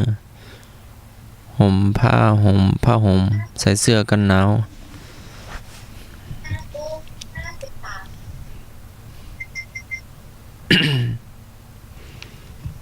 ต่อไปเป็นอย่างเด้อเจ้าผมมีแผลเล่าเจียแล้วค่ะเนาะ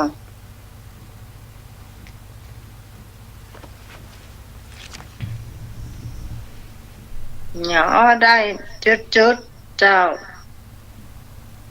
ไอ้นึงมีก่อโทรมาได้เลยเนาะทุกท่านเลยเนอะอย่าง3 ขาตาเดียว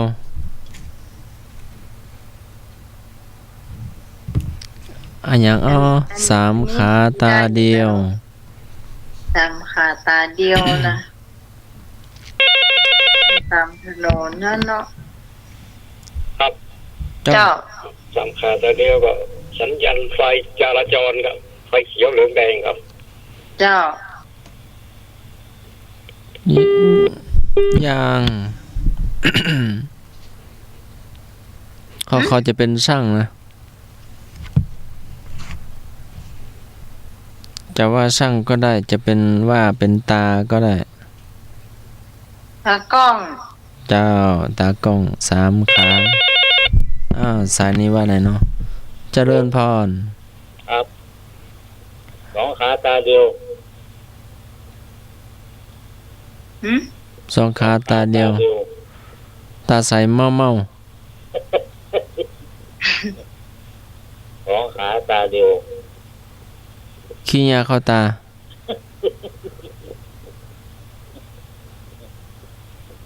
2 ขาตาเดียวตัวนี้2 ขาตาเดียวกล้องถ่ายทอดสดครับ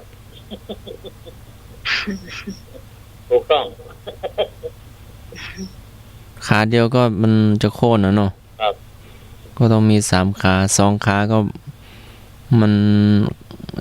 ล้มแน่เนาะครับถามว่ากำจะไล่แบกไว้ซองไปหรอ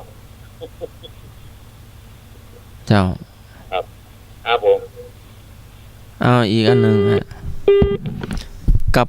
น้อยๆใส่น้ำมันเหลืองคนตึงเมืองกินบ่เสี่ยงโยมท่านนี้ก็ได้ตะกี้โตมาใหม่เนอะตะกี้หลุดไปเลยกับน้อยๆใส่น้ำมันเหลืองคนตึงเมืองกินก็บ่เสี่ยง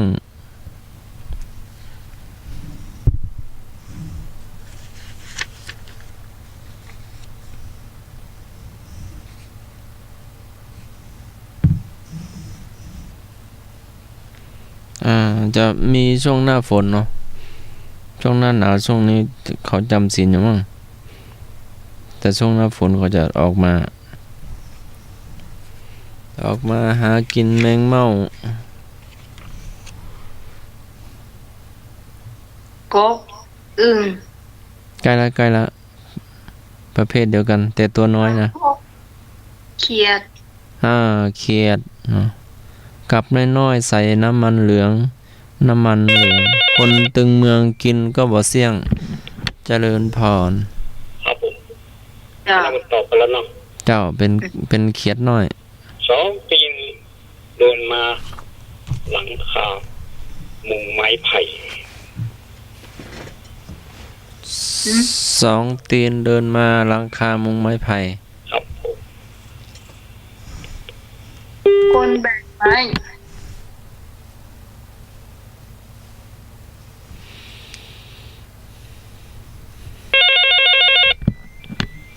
ยังใจเลยครับ มุงนะครับ มุงเนี่ย ตีนกันมาหลังคามุงไม้ไผ่ครับผม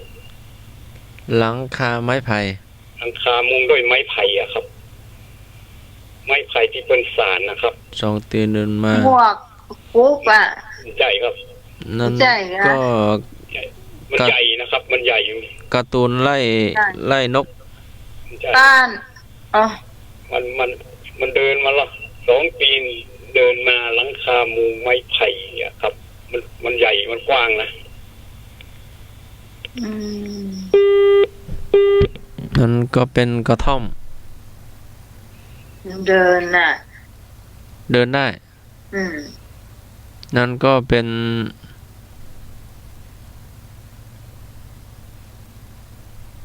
สองปีนเดินมาห สุ ลั บหมวก คามุงไม้ไผ่ สุบโงบสุบหมวกไม้ไผ่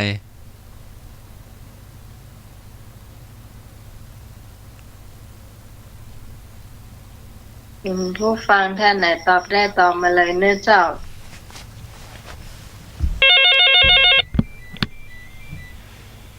สองตีนเดินมา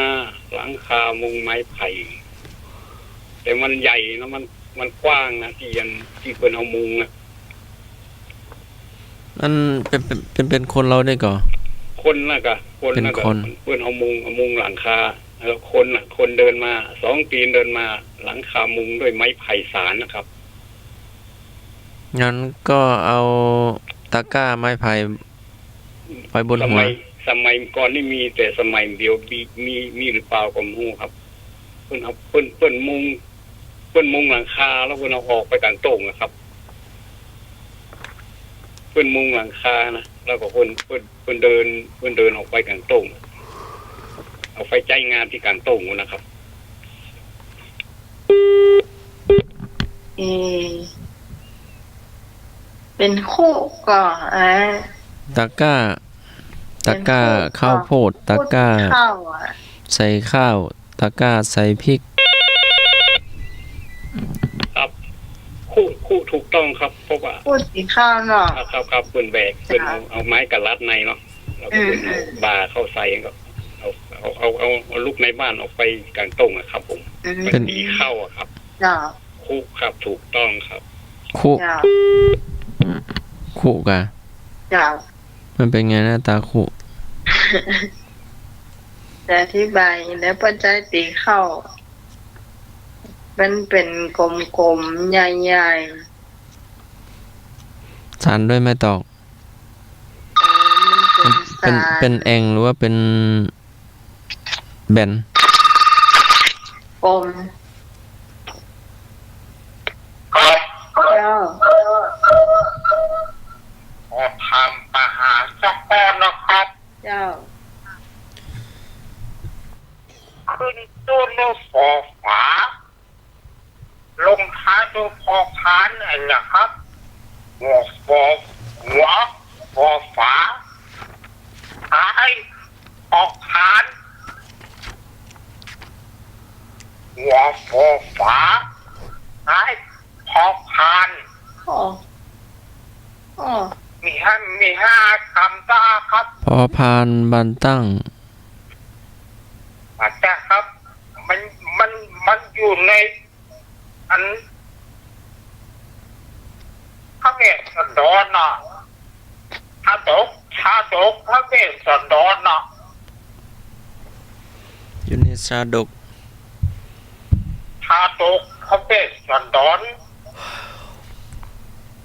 เป็นยังฮะ บอกฝาซ้ายพอพาน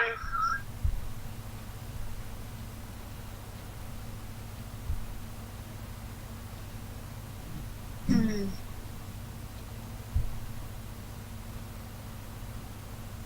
ได้ขอครับ แต่ไม่ได้ไอ้นึก มันบ่ใจกรรมจู่ๆแต่มันเป็น ก็เลยขึ้น มันเป็นอาหยออะไรเอ่ยแล้วก็ พระนางมัตสี หัวใจ หันสู่ซก อาจารย์ครับ พระนางอมิตตา อาจารย์ครับที่พระอินทร์ให้อินทร์อันนี้ลงมาครับ พระอินทร์เนรมิตเป็นเสือ ให้อินทร์เนี่ยแหละมิดลงมาเป็นเสือนอนเฝ้า อาจารย์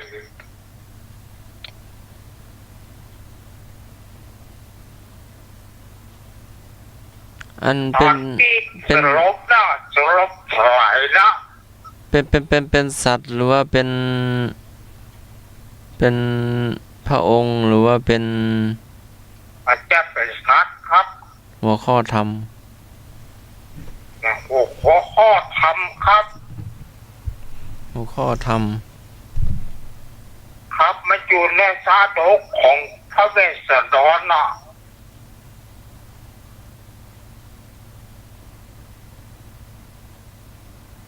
เป็นสิ่งของกาอ้าย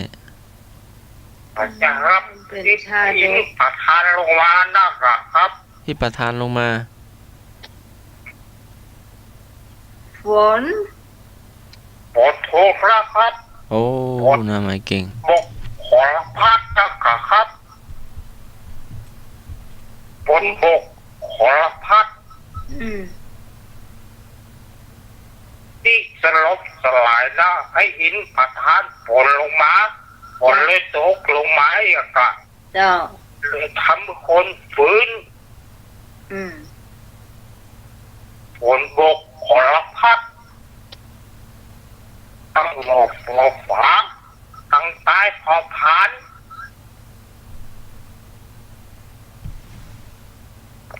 เจ้าขอบคุณใจเนี่ย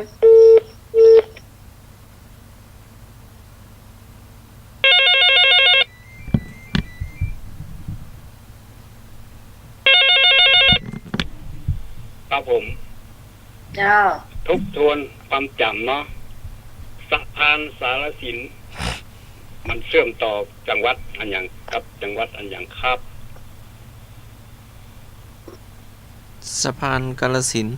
สะพาน สา สาร ร สิน สิ ครับ น อยู่ภาคใต้ครับ มันเชื่อมต่อกัน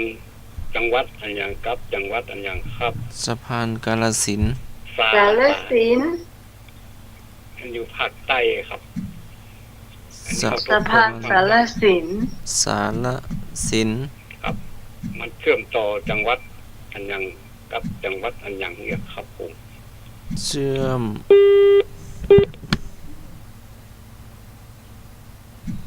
ต่อ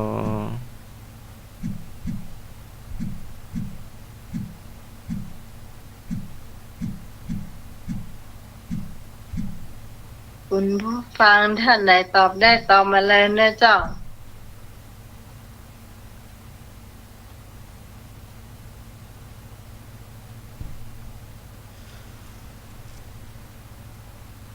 จังหวัดพังงากับจังหวัดภูเก็ตสถานีว่าจะได้เนาะ ต้องดูในคุณเกิลเรียบร้อยแล้วนะ ถูกต้องครับจังหวัดภูเก็ตกับจังหวัดพังงาครับ ภาค ภาคใต้ครับ ภาคใต้ ช่วยกัน เจ้าช่วยกันถามช่วยกันตอบเนาะ ครับถูกต้อง ครับ อันนี้ถูกต้องก็เดี๋ยวก็ประมาณเที่ยงบ่ายผมก็จะได้เดินทางไปตากครับ อ๋อ ไปอย่างกะ เดินทางปลอดภัยเนอะ รถเครื่องมือสองครับ ฮะ ไปเอามอเตอร์ไซค์มือสองมาขายครับ อ๋อ อ๋อเป็นเต้นนะ เดินทางปลอดภัยเนอะ เป็นร้านขายรถมือสองครับ รถเครื่องเนี่ยครับ อ๋อ ไปสองคนครับ เนี่ยกะกูข้างเนี่ยกะไปช่วยกัน อืม กะไปแจ้ง ปล่อยเดินทางนะเจ้าเนาะ ครับขอบคุณมากครับพี่อวยพรครับผม ครับ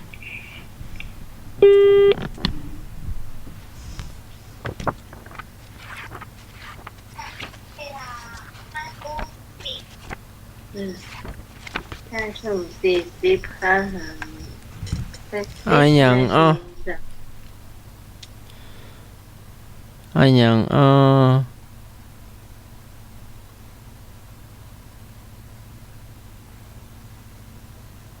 ใครอะหยัง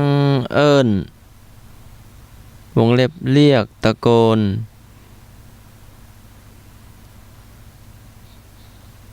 ต่างแทน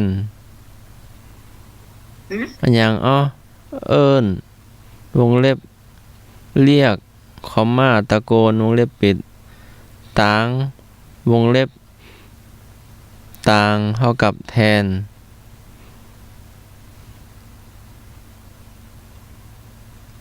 อาจจะเข้าใจยาก เข้า นะ ใจอ่ะ เอาเปลี่ยนคำถามอะหยังอ้อ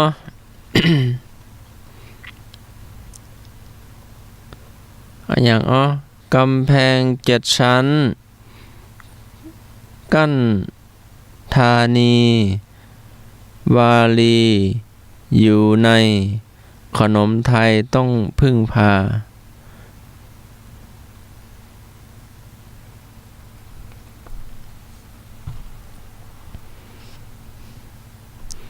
แปลง7 ชั้น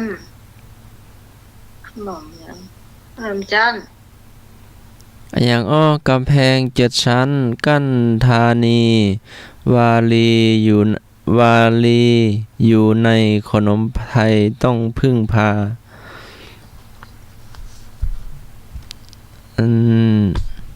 มะพร้าว เจ้าอะหยังอ้อ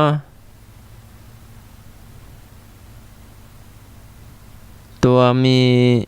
ป่าตามีบ้าน ตาเสือ เจ้าเอาให้คะแนนอ้อโยมหลับแล้วกันเนาะ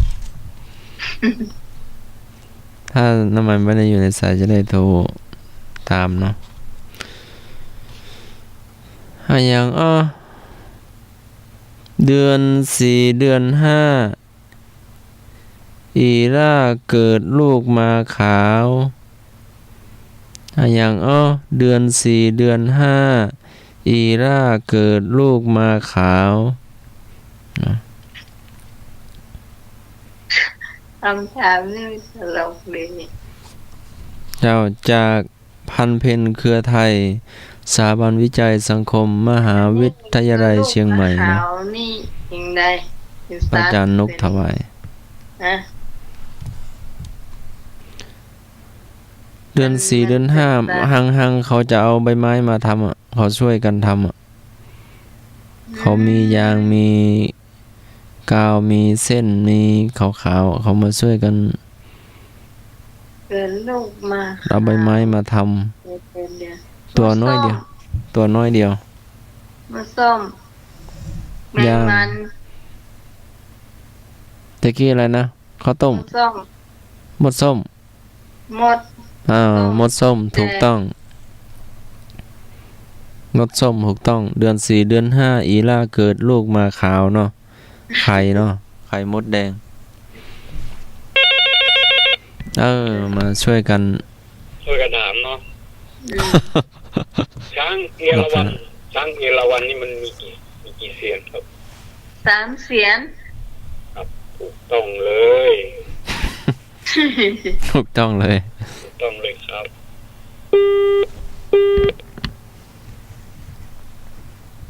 ไอ้หน่วยมีไหนล่ะแม่ถามเลยมาช่วยกันทำงานเลยฮะ ช่วยกันทำงานตัวอยู่ในนาตัวอยู่นาชื่อมาอยู่ช่อง ตัวอยู่นาชื่อมาอยู่ช่อง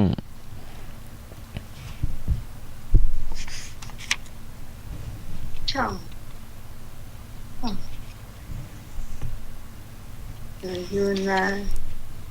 ที่มา เป็นสัตว์อยู่ในน้ำกินได้ มัน เอามาใส่น้ำพริกอ่ะบางคนเอามาปิ้งจีแล้วมาตำใส่พริกอะ ปูปลา ฮะปูอย่างมันจะตัวแบนๆอะแล้วมีกลิ่น แมงดาแมงดา ฮัลโหล แมงดา เขามาแล้วหน่อยจ่าแมงดาแม่นแล้ว ครับผม อ้าวมีถามก็ได้ ไม่มีหัวไม่มีหาง อยู่ในกระป๋อง ปลากระป๋อง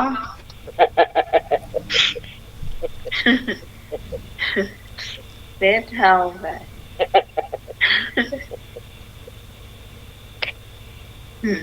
เนาะปลาไม่มีปลาไม่มีปลาไม่มีหัวปลาไม่มีตาไม่มีเกล็ดไม่มีหางมีแต่ตัว ฮะ เนาะปลาไม่มีหัวไม่มีหางไม่มีเกล็ดมีแต่ตัว ปลาบ้วง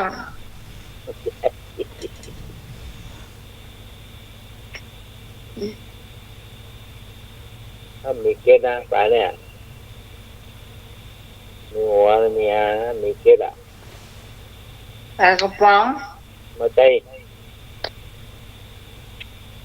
ปลาทูเอ้ยใจ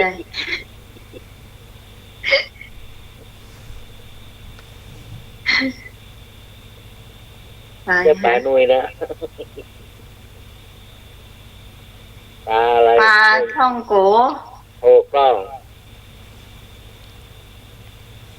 นั่งสูงยืนต่ำเนาะ มา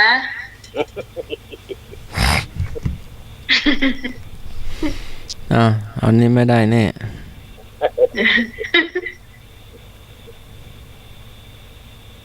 ที่บ้านเขาเนี่ยถ้าเราบางออก จะได้ถามแม่เข้าใจ รอตอบก็ได้แล้วไอ้ ครับ อย่าง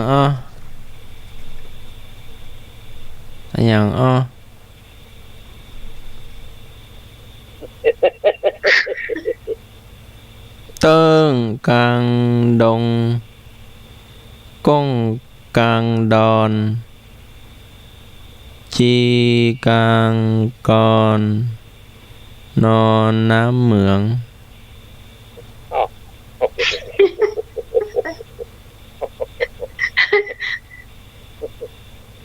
แต่คำตอบมัน4คำตอบ 4คำถาม 4คำตอบ ยิงข้าวหลามเผา อย่าง โอ้นางนอน สระอือ แตะ ตึ้งกลางดองตึ้งกลางดงก้งกลางดอนกีกลางกอนนอนน้ำเหมือง จีกลางก่อนนี่คือแมงอย่างฮะเดี๋ยวก่อน ใส่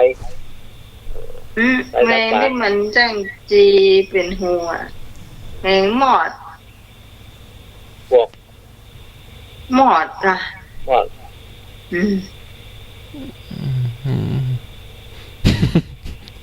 ไอ้แม่เนาะ อย่าง คนดอกเบ็ด เดี๋ยวกัน แป้งเด็กคนจอมเบ็ด จอมเบ็ดใกล้ๆแล้วเครื่องทำมาหากิน คล้อง นอนน้ำเหมือง นอนน้ำเหมืองคือ แตะ ไต น้ำหมายถูกต้องใส่ดักปลา นอนน้ำเหมือง ครับ จีกลางดอนเมงใบ โกงกลางดอน แล้ววัวควาย แหว เอวเอา แล้ววัวควาย แหวคือว่าแหวมันแล้วเห็นนะ เอาในนี่ว่าสระแอรอเรือวอแหวนไม่โทร แล้วก็วัวควาย แหวภาษากับเมือง เนาะนมอะไรไม่จมน้ ฮะ ำนมมันยังมาจมน้ นมตาเรือใบ ำถูกต้อง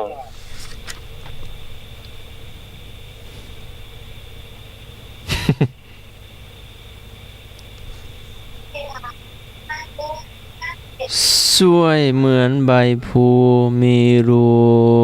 ทางกลาง มีขนต่างข้าง ใบหู ใบหูอะหยัง หูควายหูวัว ใบหูนั่นผู้มีพระคุณเนาะ ครับ ให้ข้าวให้เราต่างข้าวให้เรา ไถนาไถเนี่ย นะ ทำข้าวให้เราได้ทานเนาะ ครับ แม่นละหูวัวบงทับควายวัวหูวัวควายเนาะ เป็นเรื่องคำถามเดียว อีกคำถามเดียวท่านไหนจะถามเนาะ ถามมาเลย ทำมาเลย พี่หนุ่ยก็ได้นางใหม่ก็ได้ นี่เป็น โยม ภาษาเราเนอะ อืม เป็นดวงตะวันนะ แล้วก็เป็นตัวพลัง เลขตัวพลังนะเลขสองนะ แล้วก็เป็นหูปคอคนนะหูปคอคนนะ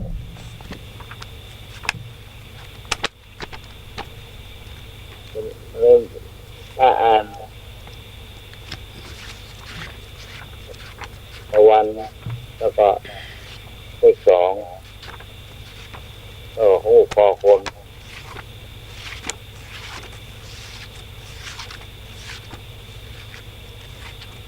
คอคน อะไรนะ เป็นรูปดวงตะวัน แล้วก็เป็นเลขสอง วันทูพอขอจบข่าวจบนะลาเลย อ้าวพี่หนุ่ยอำลา ครับอาจารย์ครับท่าน เจ มาค ริ รับผม ญพร นะครับผมครับที่สมัยนะครับ เจ้า อยากทำลายท่องเที่ยวทุกท่านนะครับรับดีฝันดีครับร้อยเตานะครับสวัสดีครับ เจ้าขอบ ขอบ คุ คุณ ณ มากนะครับ พี่หนุ่ยเนอะ ครับผมดีครับ มาเนอะแม่สม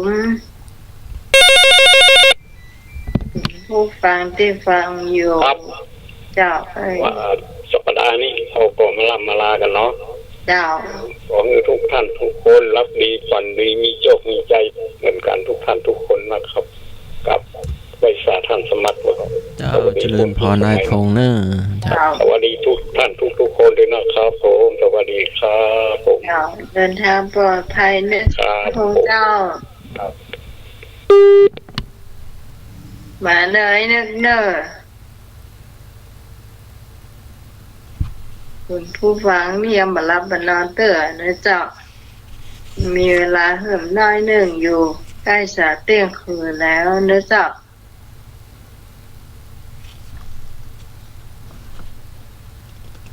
ไอ้เนื้อขอใจ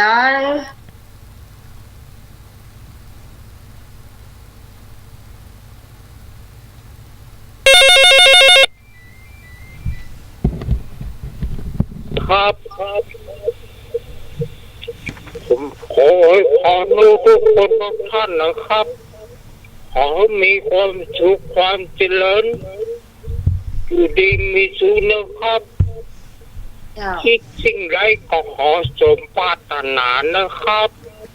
เจ้า สวัสดีครับ เจ้า มีแถมกรองคุณผู้ฟังที่ดีฟังอยู่เจ้าแต่ถ้าผมดีท่านสมัครลาเนาะ เจ้า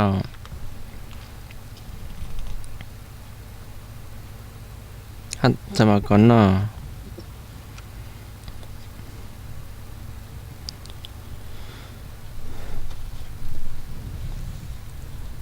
ถามว่าอำลาเนาะ อืม ยะถาวาลิวหาปุราปริปุเรนติสากลังเอวเมวะอิโตตินังเปตนังอุปกปปติ